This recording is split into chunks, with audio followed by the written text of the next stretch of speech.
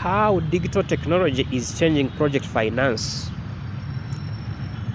Project finance has always been about numbers, structure, and trust, among other things. But today, a new force is reshaping how deals are conceived, evaluated, structured, and possibly executed. That force is called digital technology. From data analytics to blockchain, from remote feasibility studies to online investor syndication, the entire ecosystem of project funding is moving online. And the question is no longer whether technology is going to change project finance. The question is rather how fast are we going to adapt it. Let's understand the shift. Traditionally, project finance relied heavily on face-to-face meetings, physical documents, and long approval chains. But today, digital transformation has introduced a kind of transparency, speed, accessibility like never before. Today, feasibility studies can be modeled in the cloud, financial simulations run in real time, and entire investor roadshows are held virtually. So this means small and medium-sized project developers in developing cities or destinations like Kampala, where I am, Accra, Nairobi, and other emerging African destinations and the rest of the world can access the same financial intelligence that used to be reserved for global corporations. So that doesn't mean that technology is replacing financiers, but it's enhancing their confidence. Because now data tells stories faster than presentations ever did. What are the core technologies that are reshaping project finance? There are so many, among which we have data analytics and AI. Modern feasibility depends on reliable data. Artificial intelligence helps analyze markets, construction costs, and demand patterns, among so many things.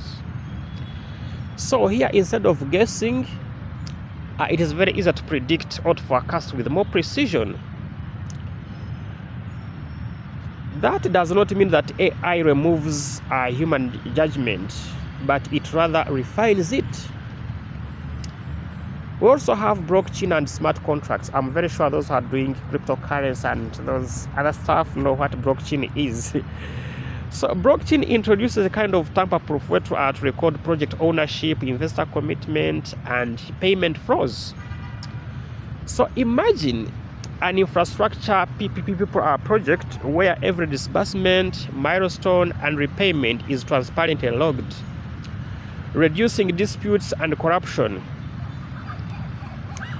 So that's a kind of promise of decentralized project tracking, all brought about by digital technology. We have digital due diligence and electronic KYC, electronic know your customer. Gone are the days of couriering large stacks of paperwork across borders. Investors can now conduct KYC, AML checks, anti-money laundering checks, credit reviews digitally. This cuts weeks of delays and opens access for credible developers who previously couldn't afford compliance and bureaucracy.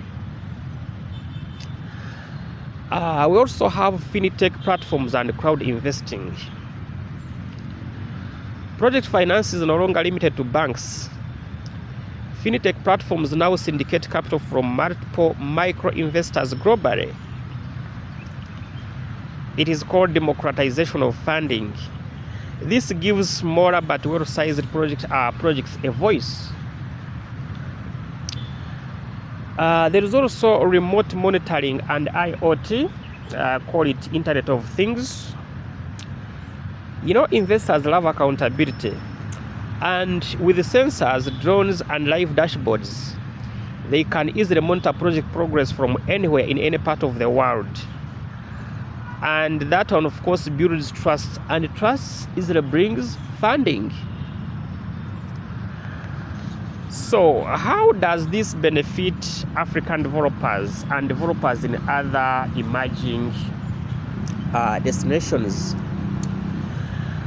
For Africa and the rest of the world, digital transformation is a blessing. It reduces historical barriers like distance, documentation, and perception. So developers in emerging destinations, let me use Kampala by origin, and other parts of the world can easily upload feasibility reports to virtual data rooms, meet lenders on Zoom, Microsoft Teams, and other platforms that you are more familiar with. So this can help easily close deals without ever having to leave the country. So digital records also create audit trails that satisfy international financiers. And here, the more transparent you are, the easier it becomes to raise funds. It is also important to note that technology alone doesn't make a project bankable. Not at all. Technology alone doesn't make the project bankable. It's the combination of digital efficiency and financial discipline.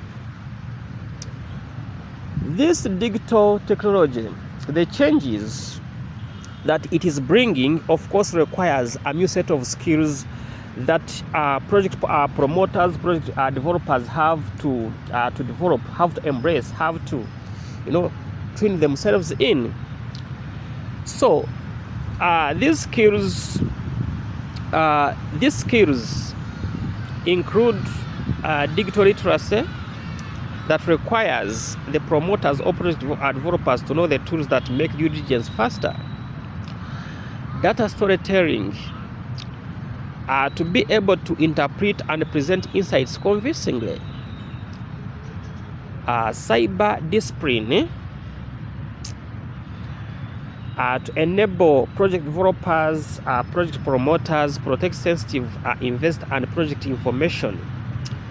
So financials can now assess not just your project for profitability, but of course your professionalism in managing the data. This era of digital technology, of course, comes with risks.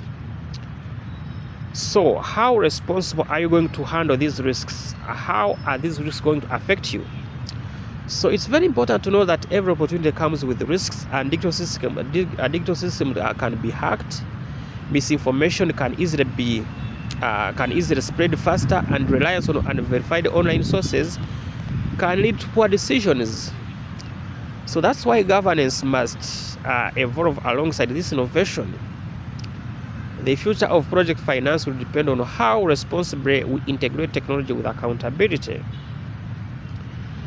Technology is rewriting the rules of project finance, making it faster, smarter, and more inclusive.